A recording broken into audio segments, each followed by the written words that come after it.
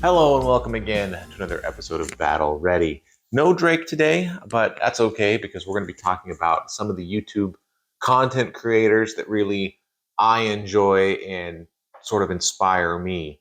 Now, all these people have much bigger channels, and so probably I'm not breaking any new ground here, or I'll bet most people watching this also are aware, but to the extent that they're not, I want to talk about three people in particular that have really aided me in sort of my hobby journey and have gotten me excited to play Warhammer. So the first one, and actually the first one I came across, is Mini Wargaming, right? They're huge. They've got all that stuff. But the thing I really appreciated about them is once a week, right now it's on Tuesday, they come out with a battle report. And there's a lot of channels that do battle reports. We do battle reports. So there's nothing unique about that, except I've noticed that a lot of the battle report channels out there really focus on competitive lists and or trying out some tricky maneuver or something like that. And what I really appreciate about mini wargaming is that they tend I mean when a new thing comes out they'll play it, right? But they tend to play games where the lists are not skewed, right? So there's been a lot of Nurgle stuff on the channel, and but I've never seen the Blight Lord or not Blight Lord, Puscoil, yeah, Puscoil Blight Lord spam list, right? And they've played with other things, and sometimes they do things that are very good, very competitive, but they don't often go into the net lists and try to do the most hottest, competitivist build. And I really credit that because when I was first looking into it, especially coming from a board game background, I wanted to know what's the most, how do you play the game right? I realize you can play the game any number of ways, but why play it dumb? You play the game the way it's intended and go. And what they really sold me on is that you don't have to play at the toppest most level. You don't have to try to get your net list the way that I used to way back in the day with Magic the Gathering, right? Look everything up, see what's doing well in the tournament, see what improvements, not improvements, see what changes I could make to adapt to my style or sometimes, frankly, the cards I happen to have. That sort of thing where you're very involved in the competitive scene. And that's how you played, or at least that's how I played Magic.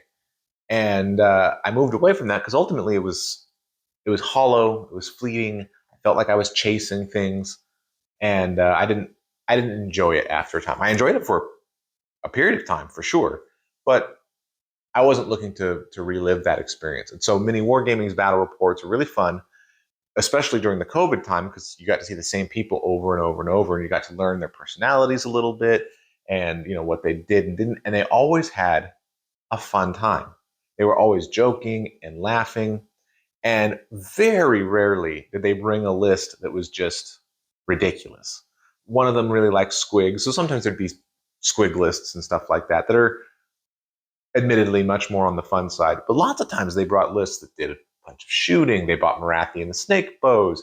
They did all kinds of stuff.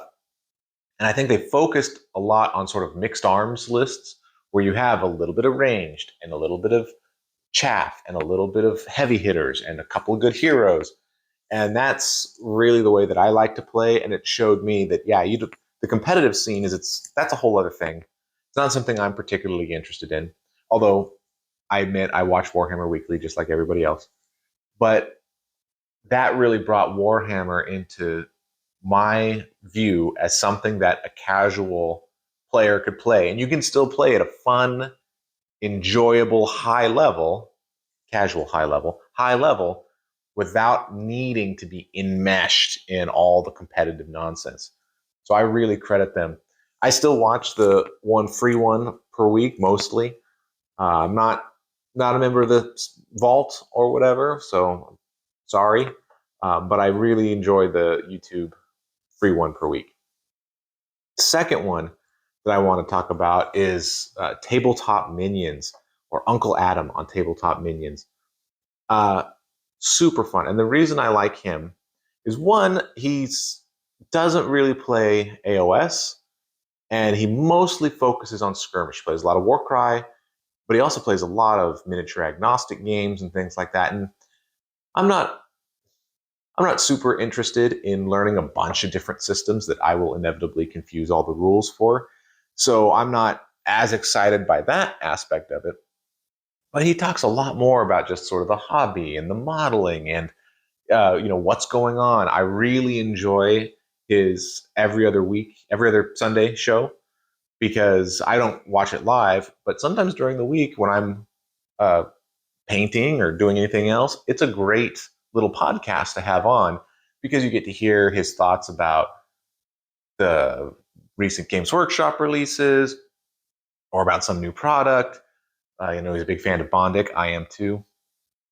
And then he can, talks with the chat, and sometimes the chat will bring stuff up and he'll react to that. And so it's just sort of this conversation that's going on. And if I'm just painting or building or whatever, anyway, it's a great experience, and I really like that. He also has a lot of experience in the hobby, so sometimes people will say, "Hey, what do you think about this terrain?" Or, "Hey, what do you think about this company's plastic?" Or, "Hey, what do you think about this game that's coming out?" And so I'm very interested in AOS and Warcry in particular, and Kill Team to a lesser extent. But when you branch outside of that, I know, the farther away you get from Games Workshop products, the less I know.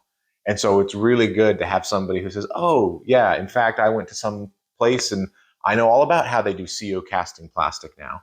Or I went to this place and learned how they did this. And that kind of information is really fun. And I really like it. And I'm glad that he's out there doing it and learning it and then bringing it back to me in an easy format.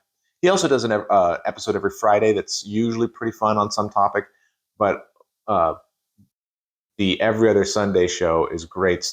I think it's 2 hours, and it's a great listen for while I'm doing my hobbying.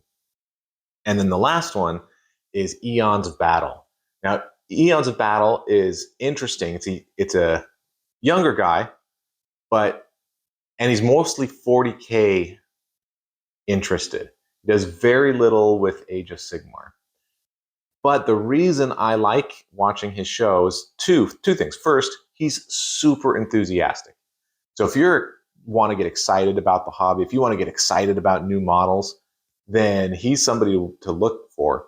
And not that he thinks every model is great. In fact, lots of times he calls some models silly or makes fun of different things about them. But you can tell that he's doing it from a place of enjoyment, right? He's doing it as a way to enjoy the hobby, to poke a little fun, and have this, to share the love a little bit. He's not being overly critical.